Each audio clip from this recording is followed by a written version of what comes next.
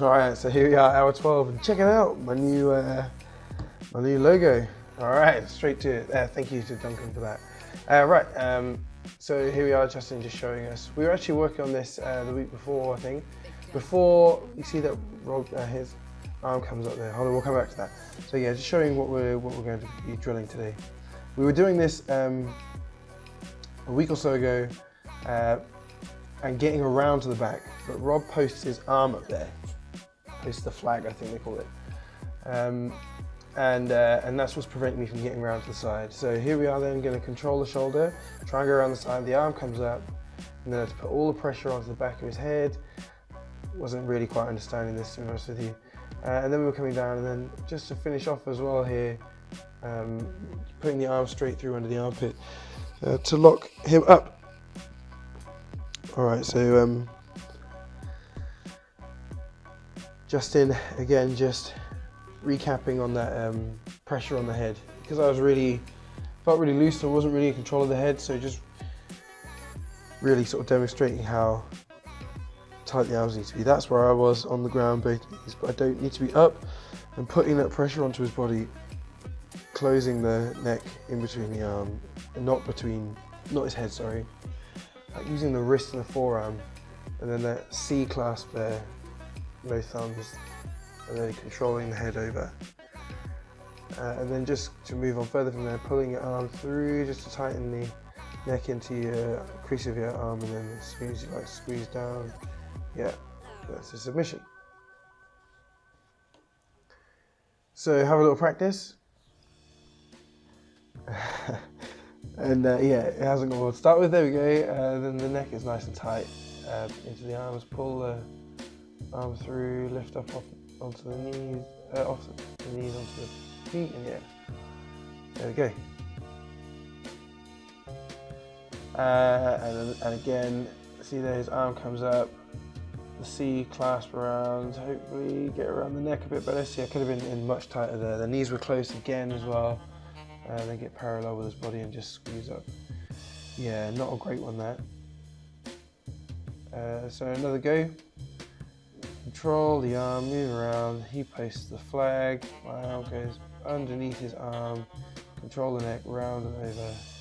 Come in parallel. Grab my bicep there, and then lift off my feet. There we go. So I think we'll do it again, maybe with a different choke this time.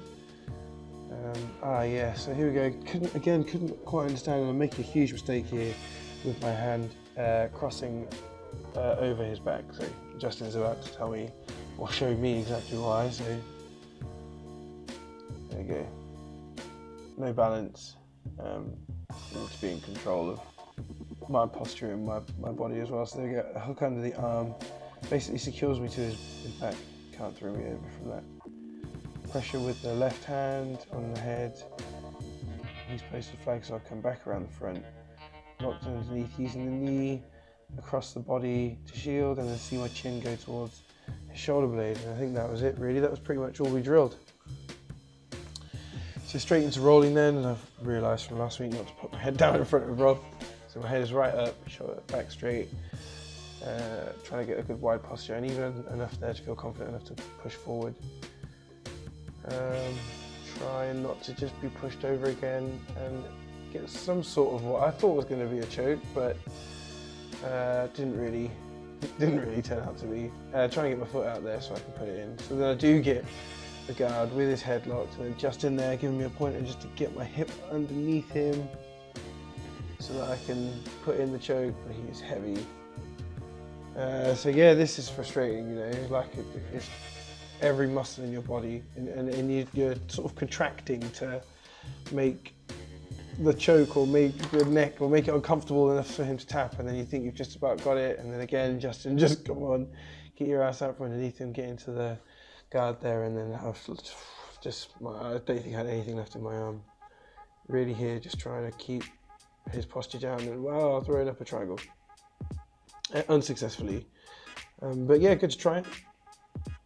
And then yeah, I don't even know what's going on here. That's a very easy pass. He's got my neck. That's a very easy pass over the top. shouldn't really be able to do that as easily as he did. So yeah, he's in the mount now, and I know he's going for an arm. Turn the body, and he's going to put me in a lock, but just hold my arm still. And I think maybe I'm trying to shrimp. Just a feeble attempt. Just to sort of wriggle out and grab his leg with mine, the leg lock. I love doing with Rob. So yeah, he's just trying to get that knee over so it's not on anymore, and then we move away from the bar.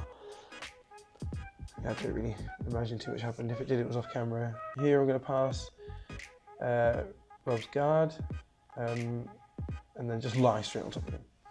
So he pretty much useless, which basically puts him back in control. I had no control coming back down there. He tries to throw me over. I'm glad I didn't go back onto my back there or roll over, then push off and then try.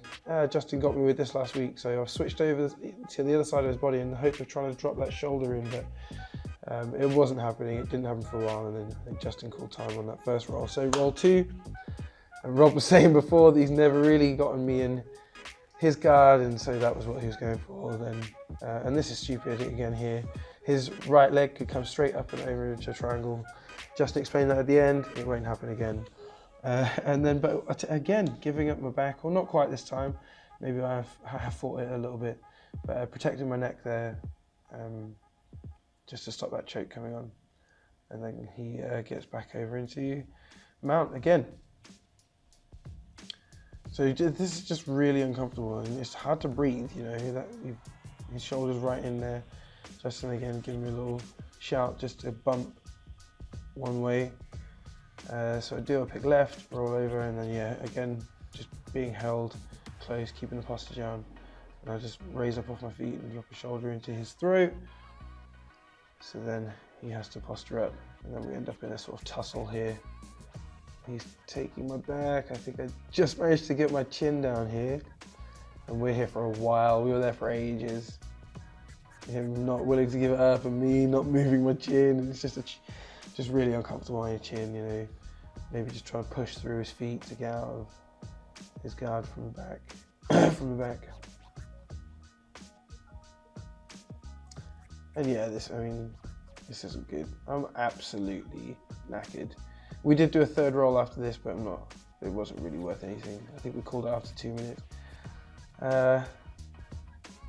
Yeah, again, it's just, you know, it's difficult to breathe when your face is in that sort of position. And that's the thing about it, it's not necessarily even just submissions at the stage that we're at. It's more just being really uncomfortable. A nice bump there to try and get him off. Somehow managed to get him off. He tries to take the back again. Looks like he has. I've got wolverines across my neck. And then yeah, we're just tussling around really. It's just more frantic, pull straight into the guard there. Control the head, control the posture, and thank you. Yeah, we did do a third roll, but it wasn't great. And we did have 2 sort of decent rolls. So for next time then, I need to stop allowing that easy pass. I need to keep working on not giving up my back so easily. Keep my posture up, always be fighting for that posture up. Be careful escaping the guard. I need to use those elbows, not reach back like I did, because it's dangerous for a triangle. And finally, my shrimp. I can work on it at home, I can work on it at the gym. I don't need anyone else to practice it, but I should be practicing it. So that's it for hour 12. See what happens in hour 13.